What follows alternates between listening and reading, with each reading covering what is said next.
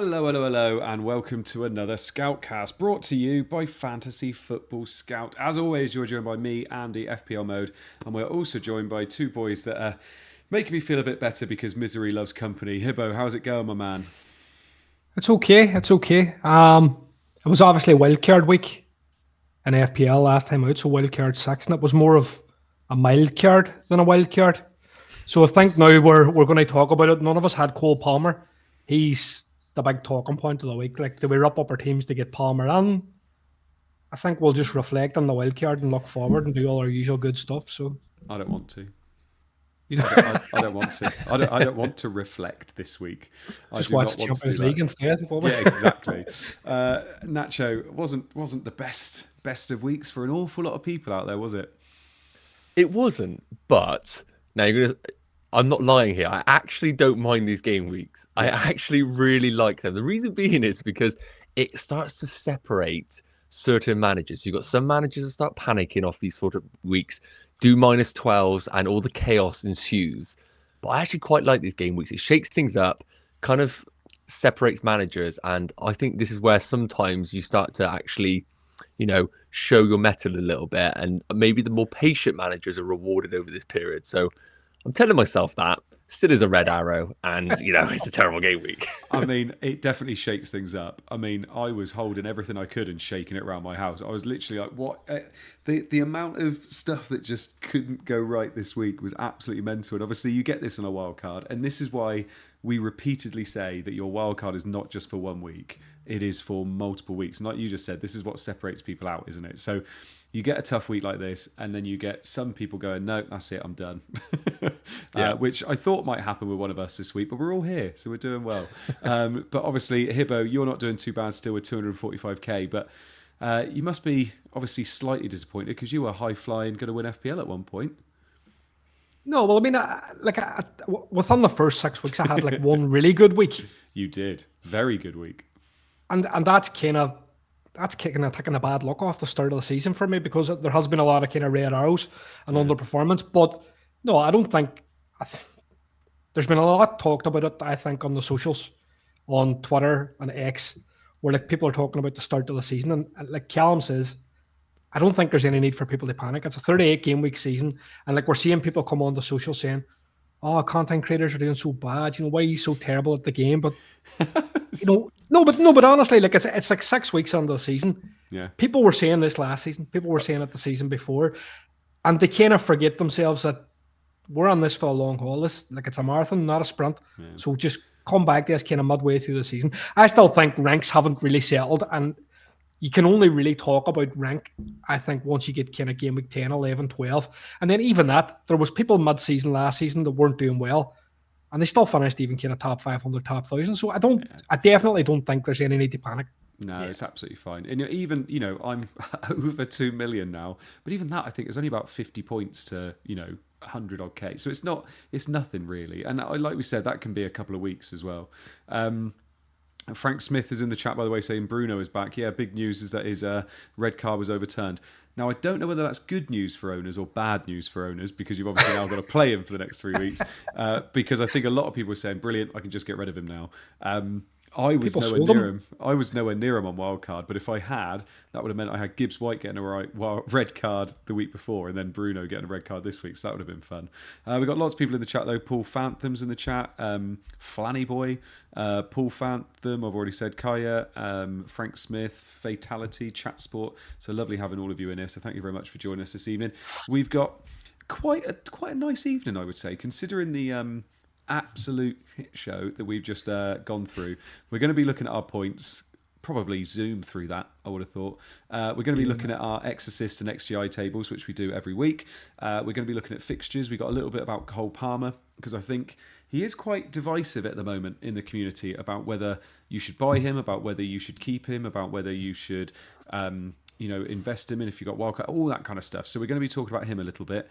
Nacho said, do you know what? I'm going to chuck together a wildcard 7 for people. So if people didn't wildcard last week and they're having a tough time, he's made a little wildcard for everybody, so we can have a look at that. And also it's quite interesting seeing the differences between last week's wildcard and this week's wildcard.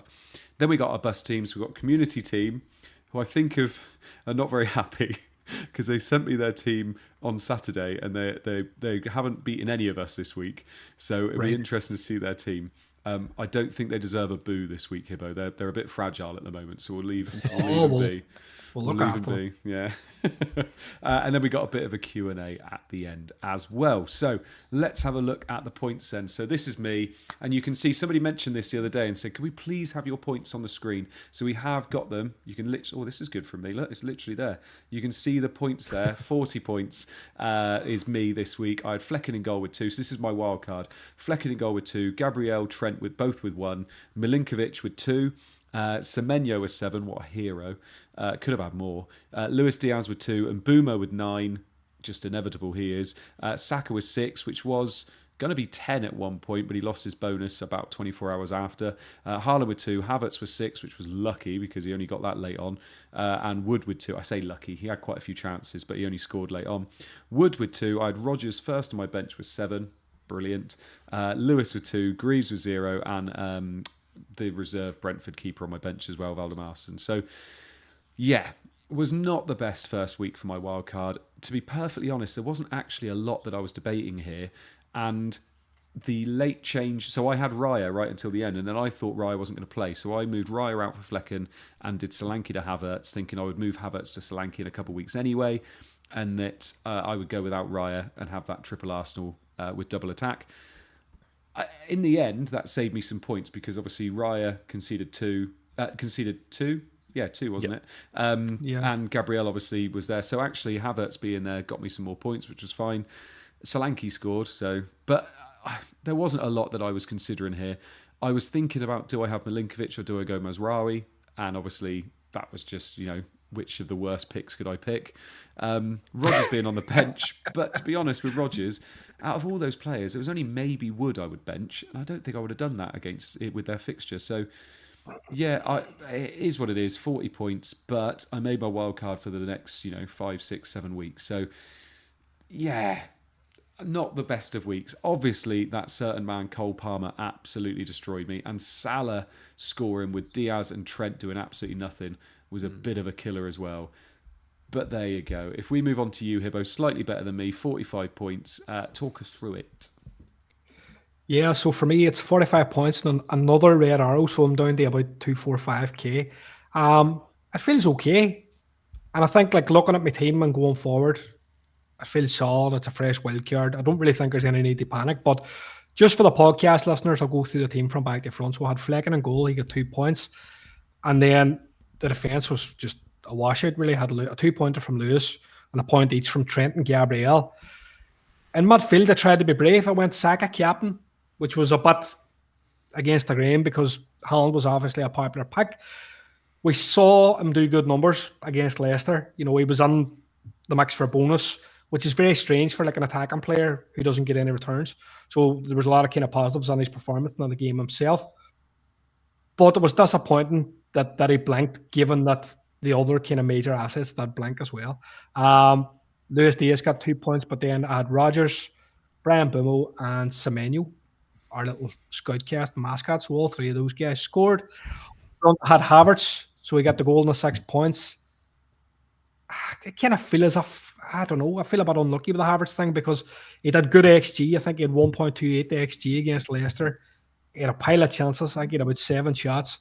Haaland blanked against Newcastle, so just the 2 points from him. So, no, if I think about, just to kind of go in the same vein as you, if I think about what I would have done differently, I considered kind of different variations of this team. One thing that I played with was, instead of having, say, DCL and Semenyo, I'd looked at Dwight McNeil and Evan Nielsen. Do you know what I mean? There was wee small things that I was kind of playing around with, but at the end of the day, I didn't go for Palmer. And if we're looking at, say, who could be Palmer in my team, it could maybe be Luis Diaz, but you need to sacrifice Trent. Essentially, if you want that team, you have to sacrifice Trent. And I wasn't prepared to do it. And we'll touch on Palmer after Callum's gone through his points, but that's where I was. Was I seriously considering Palmer? Not really, to be completely honest. If you go back to last week and look at my wildcard draft, I absolutely slated that wildcard draft. It had Palmer. It didn't have Diaz or Trent. You had Jackson. It had Palmer, Jackson, it had McNeil. McNeil was the one for me. He was the one that got away because I've been talking him up so much in the last couple of weeks, haven't I? And been saying, like, McNeil, I got slated in some of the chat as well. McNeil, we said about McNeilinho, wasn't it? If he was called that, then he'd be in everybody's team.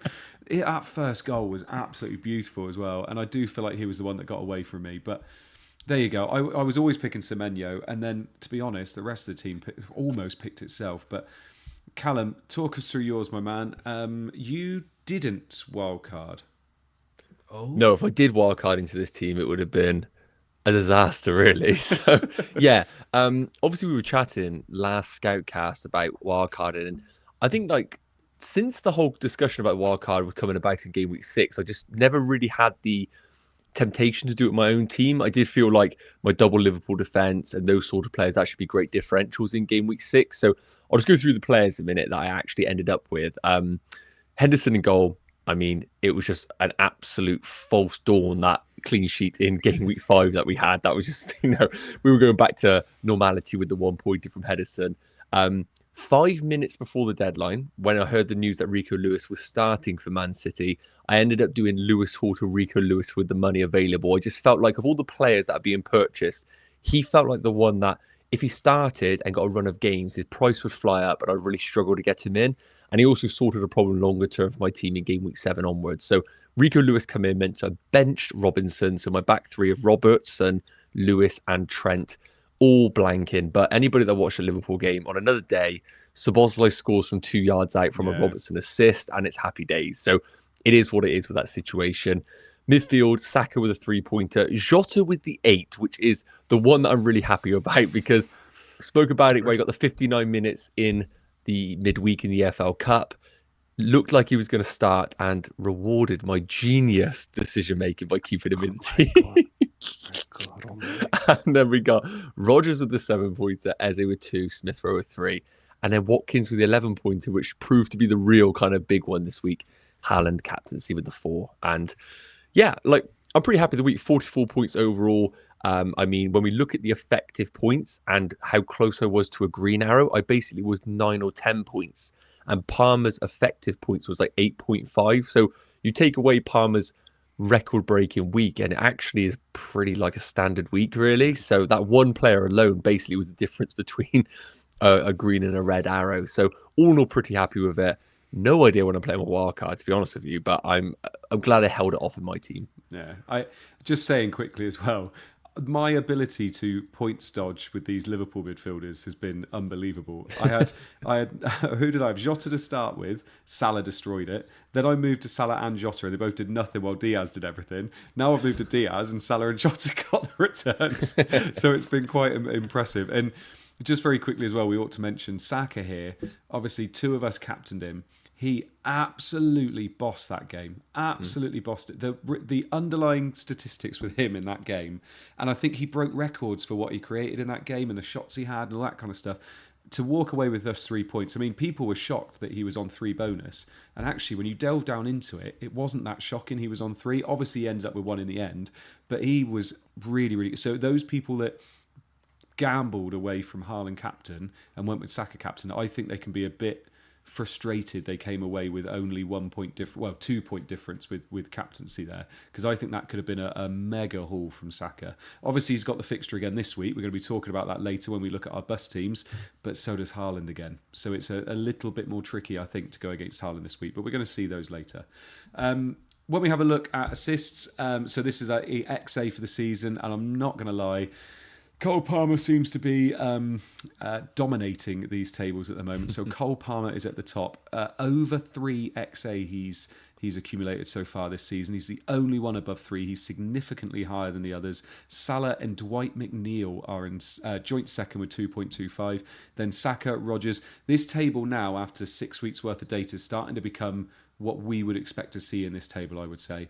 With Dwight McNeil being third. Saka in fourth. Rodgers fifth.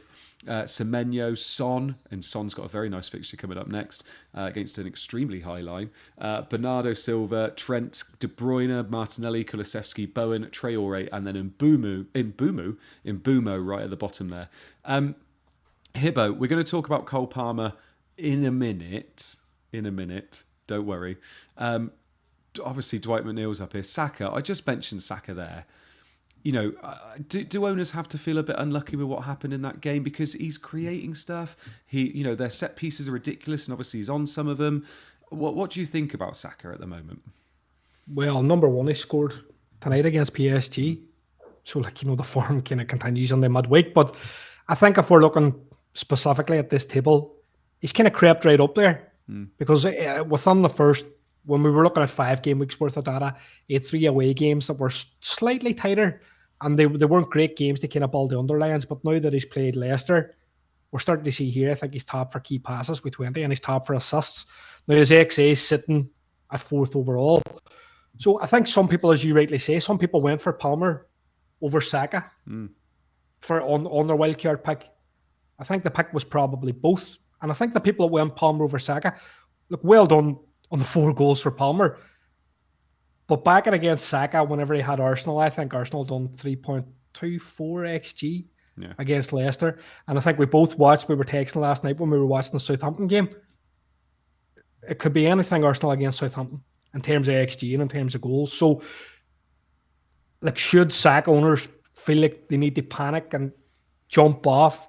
I think based on the data that we're seeing, definitely not. He's like a top talent. And I'm seeing some stuff on socials where people are talking about is Palmer the explosive pick and Saka just the kind of consistent pick?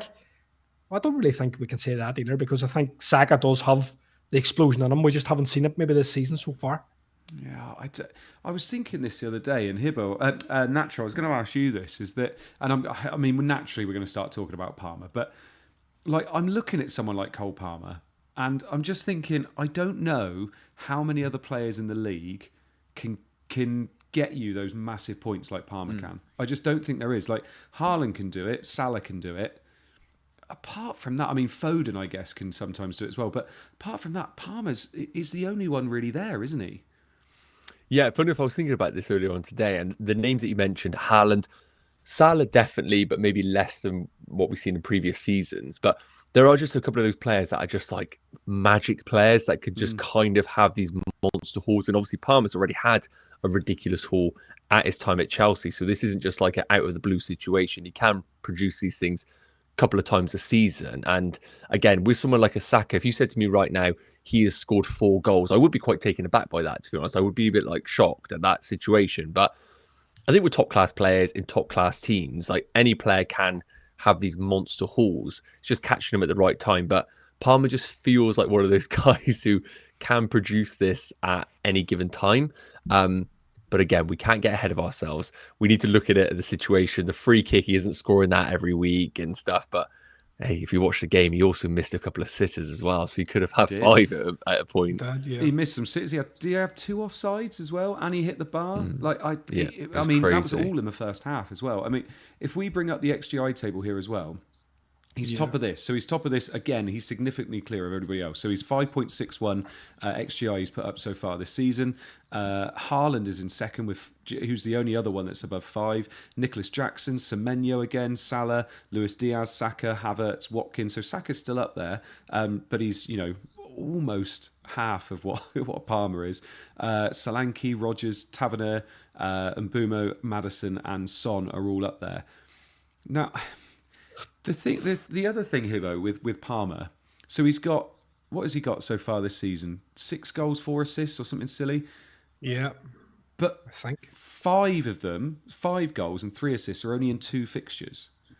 So yeah, what do you make of that? Because I'm just looking at the fixtures that we've got coming up and I'm thinking he's played against Wolves and Brighton. Brighton, they're just suicide football. I've never seen a team continue to play that kind of a high line and get destroyed consistently in the first 40 minutes of a game before.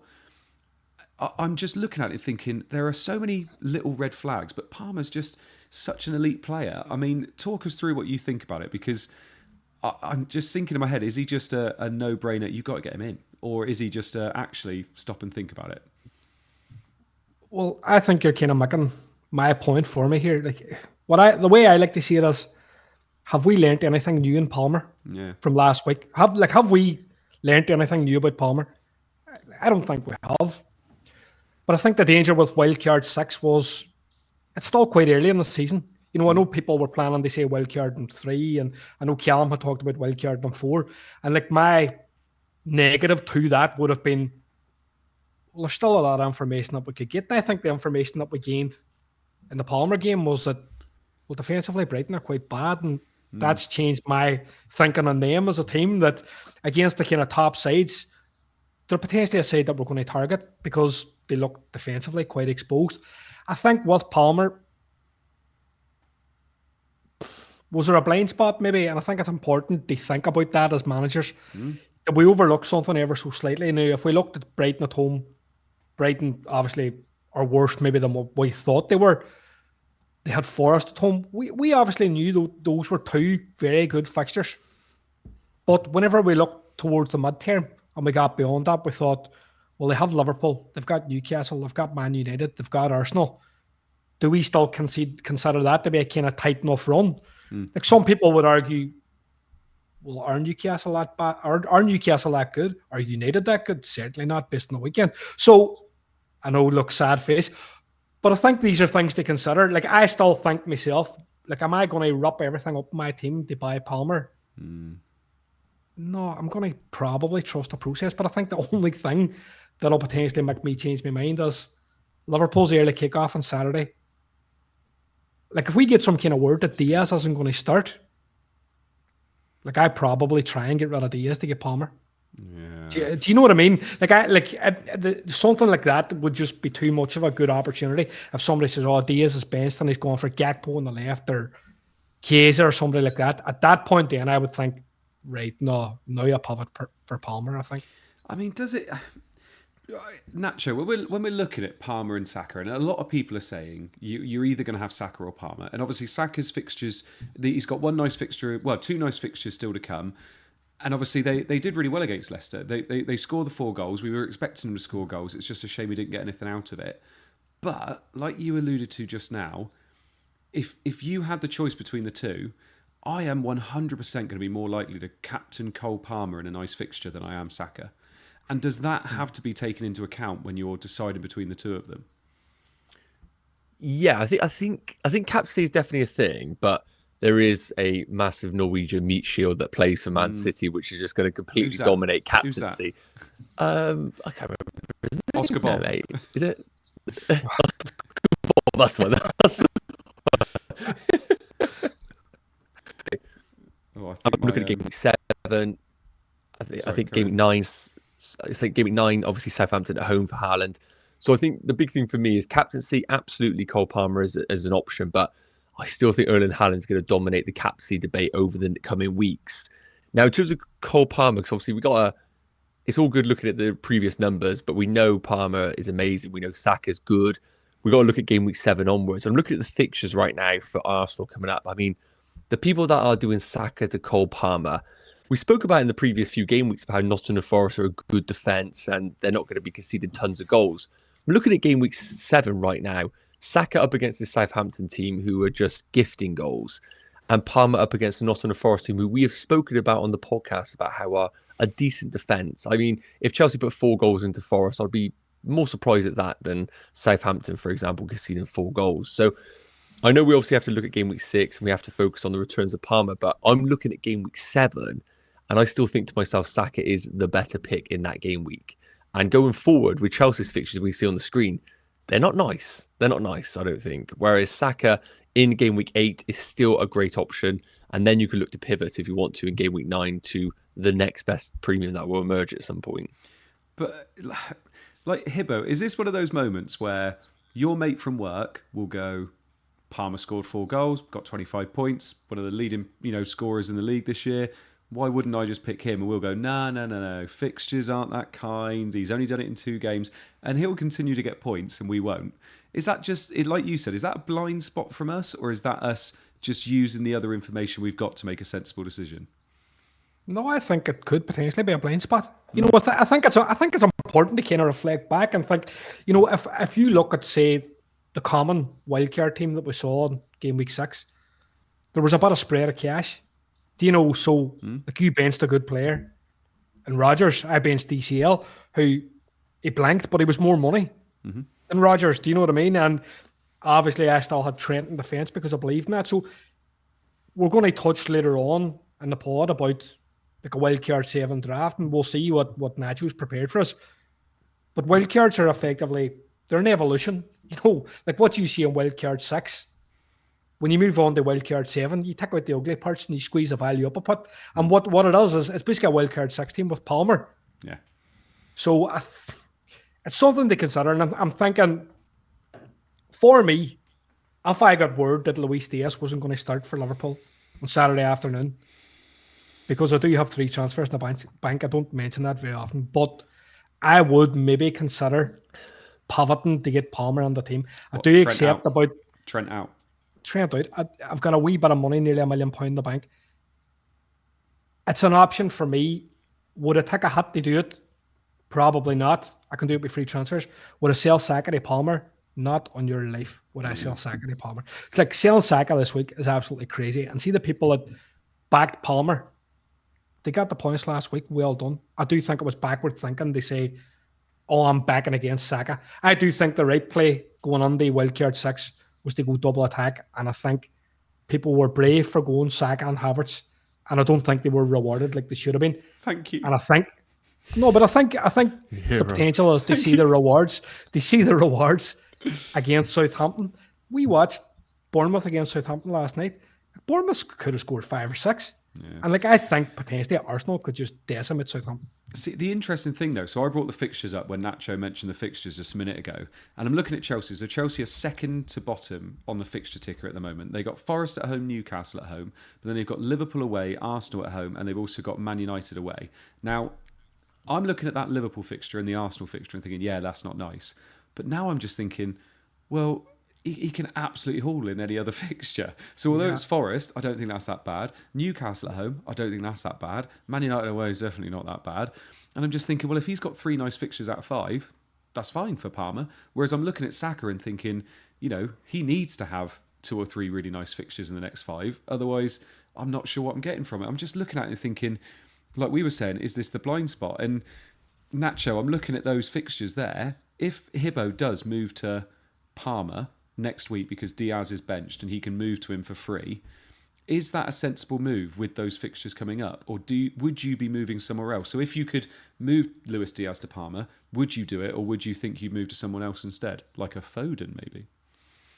Yeah, Foden's actually a really good shout, 100%. I think the one thing we'll say about Chelsea is, obviously, Champions League is massive. Unfortunately, Chelsea don't have Champions League, but we have Conference League, which some would say is as good as Champions League. You're 100%. selling it. You're selling it. 100%. So, but the big thing about Chelsea is not only is Cole Palmer not playing in the Conference League, but literally the Chelsea team is not playing in the Conference League. They have a team and a B team. So not only Palmer's being rested each week, but Chelsea literally rotate the entire 11. So they're actually coming into each week with just a fresh 11, even though they are competing in European fixtures. So that's another thing we need to account for, that Chelsea aren't really being affected by this European competition based on the 11 that he's selecting right now. And as you said, with the fixtures coming up, I still think they're good. Like you said, Newcastle at home, I think is a good fixture for Chelsea. Man United is always a bit of a sticky game for Chelsea, and then Arsenal is just going to be a tough game. I actually think their fixture's tough. I'm going to be honest. I think their fixture's tough. I don't think Chelsea have been massively tested right now. I'm looking at the fixtures that Chelsea have had, and I actually don't think they've been that hard. Like West Ham, we know, have been really poor this season. Brighton have exposed themselves on the halfway line with the slowest blokes ever. Bournemouth, I mean, they should have actually lost that game in the first half. Palace have been a shadow of themselves last season, and Wolves just capitulated, didn't they? And Man City. So I look at the fixtures, I think it's not. I think Chelsea haven't been actually tested properly yet. So I actually think it's going to be a tough run for them over this period. Now, Foden is a fantastic option, I do think. Like the standout boy last season, wasn't he? Standout boy last season. And Pep's going to have to find some sort of evolution in this team without Rodri. And I think Foden is going to get accelerated into this team, especially with De Bruyne being such a unreliable player for Pep at times with his injury record. I'm looking at these fixtures. I mean, if you can get Foden in 4 of these next 5, I think this is just gold. Foden's who I wanted in that Diaz spot. Because my draft that I had put up had Foden on, and it was specifically around that Wolves, Fulham, Southampton. I just think as a block of 3 fixtures, that's really strong. And nobody owns him at the minute, but I think the concerns minutes overall. And, he could play in the Champions League and then not play in the league. And we're just not entirely sure. Whereas, what is he? Like 9.3 million? Throw an extra million on top and you get Palmer. Or 9.2, yeah. What about a rapid winger who has had a history of getting unbelievable points in the league, who's playing against that ridiculously high line with slow blokes this week? What about going for Son instead? Slow blokes.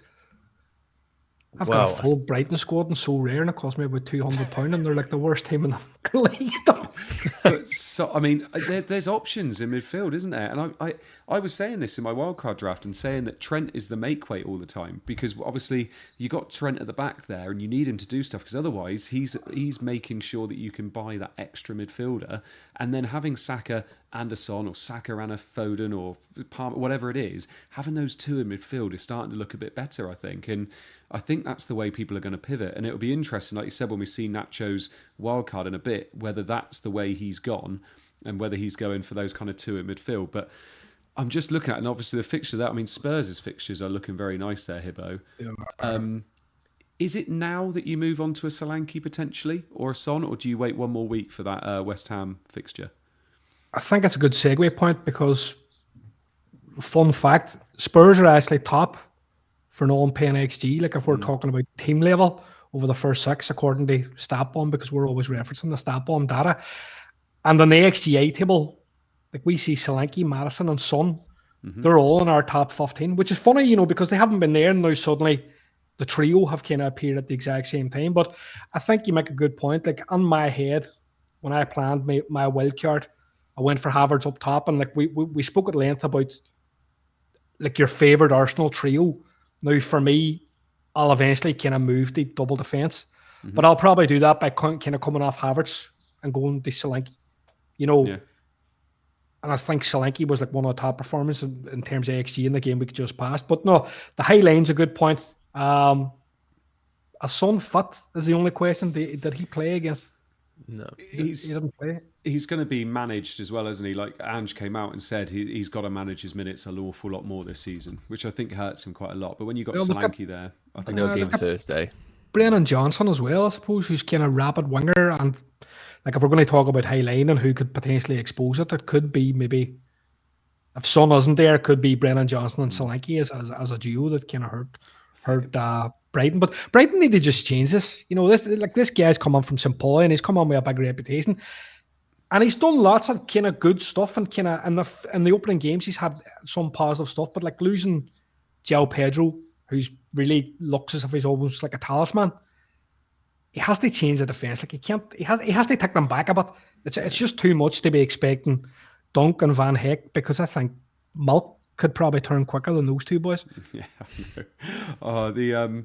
I've been looking at that this week and thinking he's obviously got to change it. He can't continue to do this. So you'd think that maybe this might be a tough game for Spurs actually, and whether this is waiting a week and getting in on that West Ham at home fixture is the one in game week 8. But we're saying this every week where it's like, it can't continue, and then obviously it does. So we'll wait and see what happens there. But Everton being top there as well. Dwight McNeil, Calvert-Lewin, Nacho, obviously one of your best mates, FPL Prince. The unbiased Everton fan. It must have been absolutely loving life last week. I obviously missed out on McNeil, but they got some options coming up and they're top of the fixture ticker still. Yeah, I mean, Sean Dyche is just going to turn this team around, isn't he? I think we all know eventually he's just going to sprinkle his magic and it's all going to work. I look at the fixtures and I do think there's great value. Like, no matter how much we laugh at Everton assets as a pick, and I just can never get excited about them. I do think, Mikalenko at 4.3 million, McNeil 5.5, and Calvert-Lewin at these prices. I mean, they're brilliant prices. And when we are talking about building drafts right now, where we are trying to accommodate a Saka, a Cole Palmer, Erling Haaland, probably some sort of forward alongside that, you need these kind of players that have great fixtures, guarantee game time, and actually have some sort of potential to them. And I do think Everton under Sean Dyche actually do kind of tick a lot of those boxes. Would I be rushing to McNeil? No. Would I be rushing to Calvert-Lewin? No. But if you're looking at maybe a player to downgrade, I think McNeil is a good enabler for those teams in order for you maybe to upgrade another player in that team. And I would say McNeil, based on the numbers I've looked at, is much more of a creator than a goal scorer. So I wouldn't be getting used to braces every single week. I think it's the first time he's ever scored a brace. I think he's playing the 10. Yeah, he is. Yeah, he's got shades of Bergkamp, I've been noticing. Shades of Bergkamp. Oh my gosh. Did you see? No, you didn't see that video today. No. There was some boy who was ranting onto this video and he was talking about these fantasy football guys. They're basically all losers because it's true. They're all basically all losers because they think Dwight McNeil's better than Bergkamp, and he has this great big rant. We should say, I'll send it to you. Yeah, do. Please do. Anyway, so obviously, yeah, the fixtures are turning a bit. And I say the fixtures are turning a bit. I don't think there's a massive fixture swing going on at the moment. We did discuss maybe in game week 8 or game week 12, there's a little bit more of a fixture swing. So we're going to be discussing wildcards maybe a bit closer to that. But, Nacho, you sent us today a little bit of a wildcard draft here. And I think for people on wildcard 6, it'd be interesting to see the differences here. I think the biggest thing you'd have to say is definitely that man Cole Palmer. I mean, would you have Cole Palmer if he hadn't just scored 4? Talk us through your team. Yes, so let's go through his team. So I'll quickly read it out just for podcast listeners, and we can go into a bit more detail in it. So Flecken in goal right now alongside 4 million Fabianski. Defensive, Gabriel and Vardial as the premiums. My main man, Mikalenko, alongside Rico Lewis as kind of like the 4.5 mid picks, and then Greaves as a 4 million defender. Saka and Palmer as the 2 premiums. And Mbeumo, obviously, in the team alongside Rodgers and Carvalho as the cheap midfielders, and then Solanke, Haaland, and Ipswich's Delap. So, yeah, I think with this team right now, I think obviously the big difference is no Trent. I think a lot of people that wildcarded in game week 6 felt compelled to go to Trent. But for some reason, game week 6 has kind of made us all scared now and think to ourselves, actually, we can live without Trent. And I do think that narrative right now is going amongst the community that he wasn't great on the bonus points in the game against Wolves. So I think a lot of people are thinking, oh, maybe like we could swing against this Liverpool defence. Still think there's great value in Trent, but Vardial with these fixtures coming up 1 million cheaper, I actually think it's a really nice alternative to Trent going forward. But again, the big difference here is Palmer. The thing we need to note is that there's some great forwards available, like Solanke, like Havertz. So accommodating Saka, Palmer, Solanke, Haaland means that we are going to have some sacrifices in this team. So you are relying on people like Mikalenko, Lewis to retain their spots and having a rotation of Rodgers and Carvalho. But it is quite similar to the wildcarders that people have done, just those slight tweaks here. The thing I like about this is having the 2 premium midfielders will allow you to pivot later down the line when the fixtures get a bit more difficult for certain players. And you could maybe jump on a Son, for example, if you wanted to in a couple of game weeks' time. Or you could downgrade and slightly change the structure of this team. The one thing looking at this wild card that you've gone up for us, and thank you very much for doing it as well, is Hibbo. It screams to me my audio keeps going, so I do apologise. And every time the error message comes up, it comes up on my screen.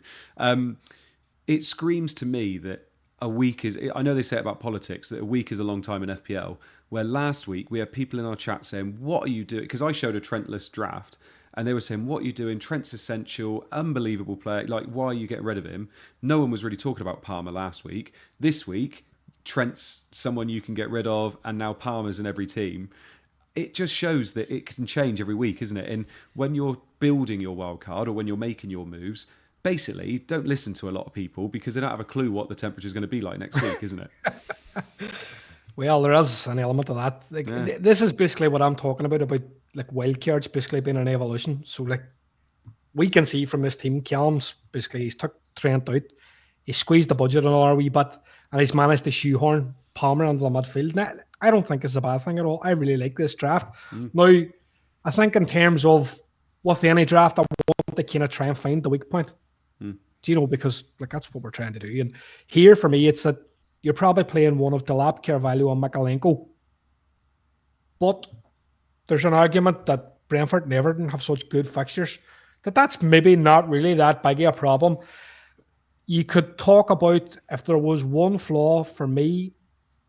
For 1 week only, I would probably go Havertz instead of Solanke if I was wildcarding on that team. Yeah. Because just target the Southampton fixture and then even say, right, that's okay, I'll buy Solanke for West Ham.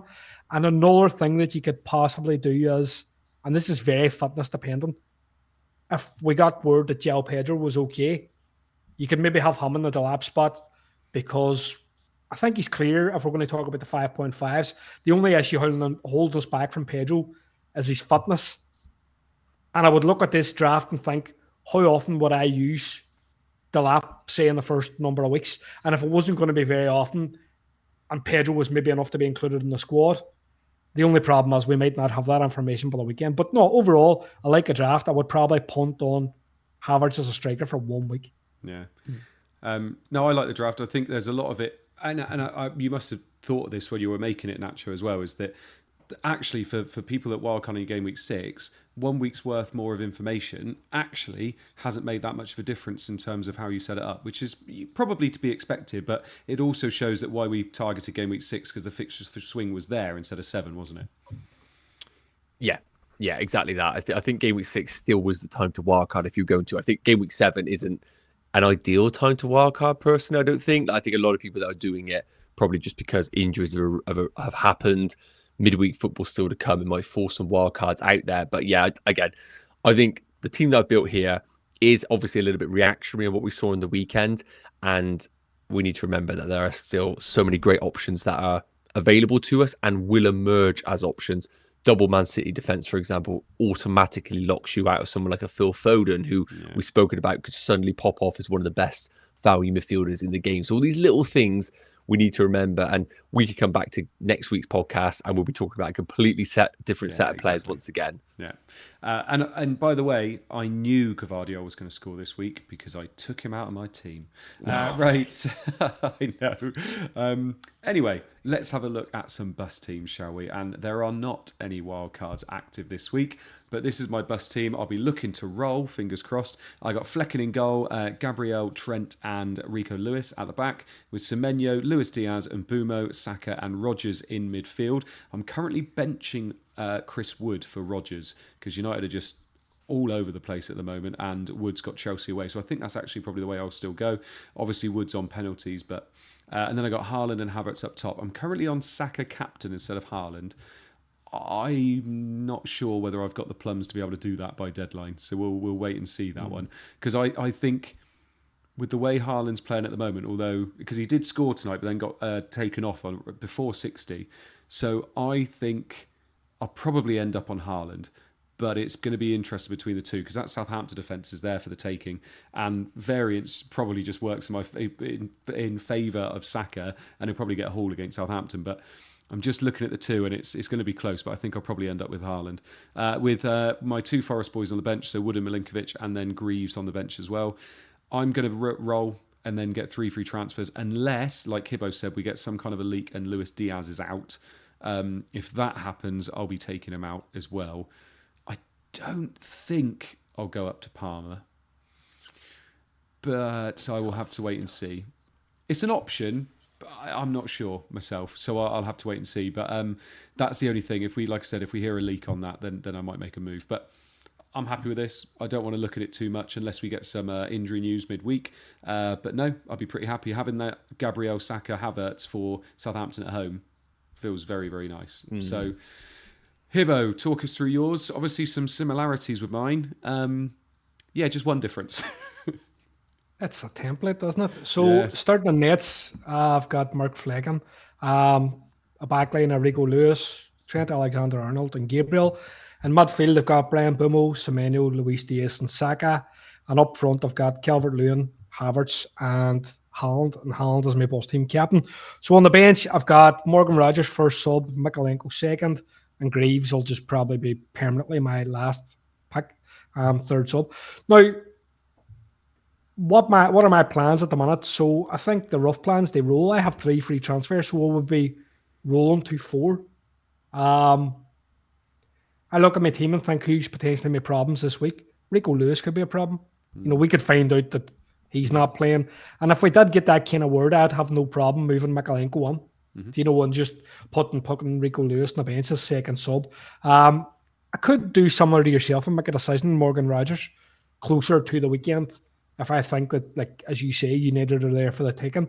But no, in terms of my team, and I've kind of toyed around with this, I could put Palmer on for Luis Diaz, Yeah. and I could take Trent Alexander-Arnold down to like a 5.1 max price, 5.1 defender. It's not really ideal, that. But if Diaz isn't going to start, that would be my option. So that would be 2 transfers. But again, because you've got those transfers rolled, those transfers banked, it's not as much of a problem. I think if I was trying to make similar moves and it was going to cost me -4 points, I don't think I would do it. There would be a different path.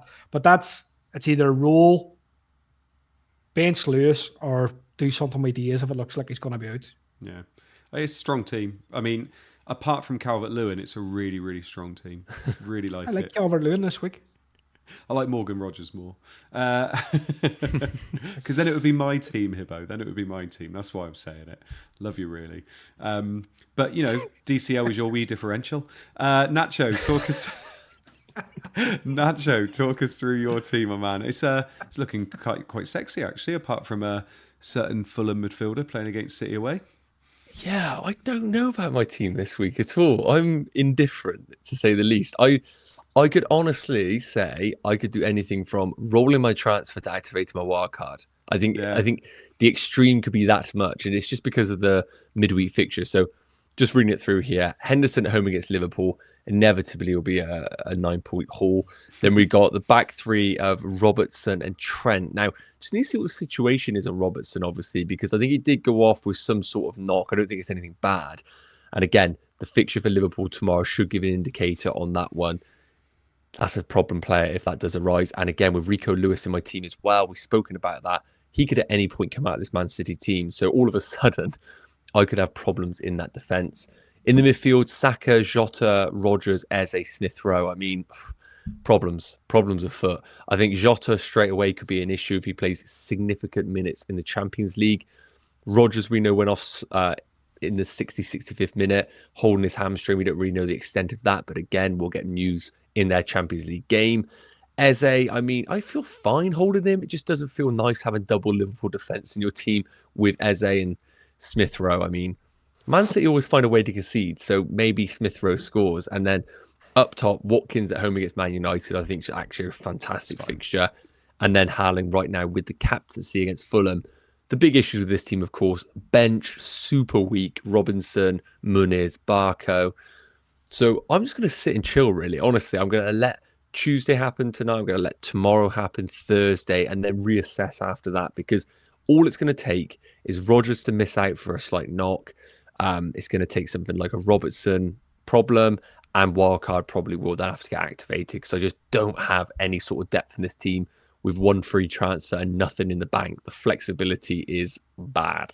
Yeah, I see that. I genuinely see that. And I think if you get, like you said, 1 or 2 injuries midweek, or you hear some players aren't starting, whatever it is, because at least you might know about that triple Liverpool. You'd expect, well, Jota's the one, I guess, but you'd expect most of them to start. But yeah, I can see you. Are you going to have a wild card ready? That obviously the one you showed us.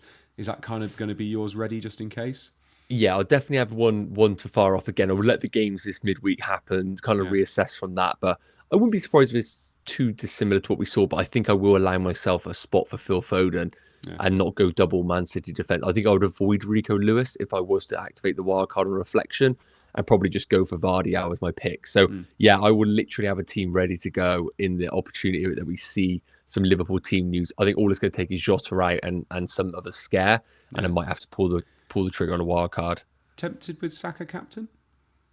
Yes, I think captaincy is actually worth a quick discussion. We've spoken about it obviously in this, but I do like the idea of Saka captain because the fixture itself just feels like goals, doesn't it? And even though we've spoken about how Saka might not necessarily have the capability of scoring a hat-trick, 4 goals like Palmer, and Arsenal do spread the goals amongst the team, it just feels like the sort of fixture where if there is going to be a game with 4 or 5 goals, it is going to be this game. Whereas I've seen Fulham actually put up decent games against big teams. I don't think Fulham are pushovers. So would I be surprised if Fulham get beat 2-0? Something like that? I wouldn't at all. Whereas I think the real goals could come in the Arsenal game, but I'm a sucker for Haaland. I'm a sucker.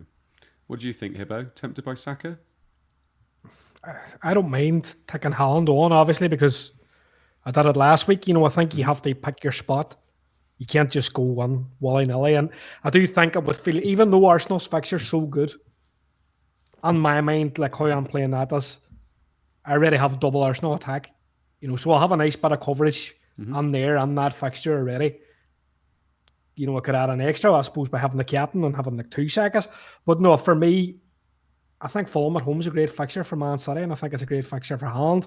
I don't think they're the same side without Palhinha. Yeah. Defensively in terms of the midfield. So I don't know. Like I could as easily see something like 2-3, 4-0, and invariably at the minute, if Man City scored, it's going to be Haaland. So he just kind of feels very much locked as the boss team captain for me. Yeah, I think, like I said, I'm on Saka at the moment just because I feel like that Southampton one is the one with with goals. Sorry, but if City score 2 against Fulham, you're expecting it to be Haaland twice. Arsenal can score 4 against Southampton, and look what he did against Leicester. Saka doesn't get anything, and I just feel like that's not going to happen with Haaland. So I feel like I'll probably be there. But like you said, if you've already got Saka, I feel like that's good coverage anyway. But yeah, be interesting to see which way we go by the time we swing. Because also tonight, Haaland's being rested, 59th minute. I think Saka's still on, or has he gone off now for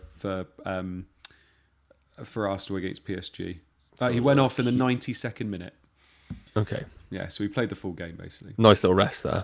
Yeah, it is. Yeah, exactly. For him, that's a beautiful, beautiful rest. He could do a lot with that extra minute. That's what I've always said. You'd be amazed what I can do with a minute. Right, community team. They were not happy bunnies today.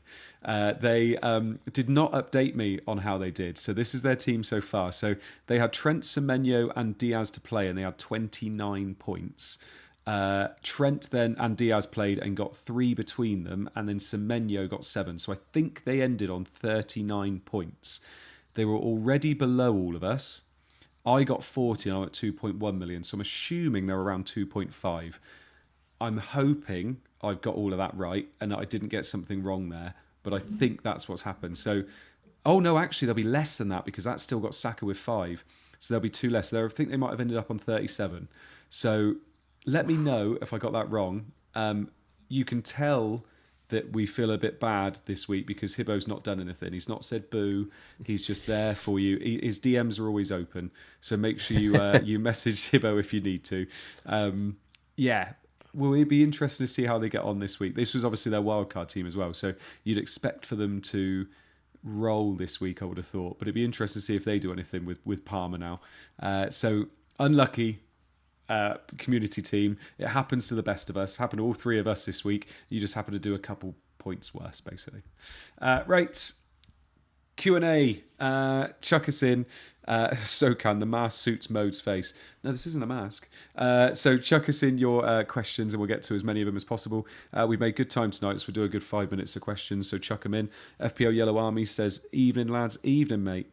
Tom Pittman says, can I get people's opinions on Savio? Got him on wildcard last week as a punt, but he's just played 90 tonight. Debating just taking him out. What do you think, Hibbo? I think you'll always think that about Savio. Yeah. You're never really going to know if he's nailed.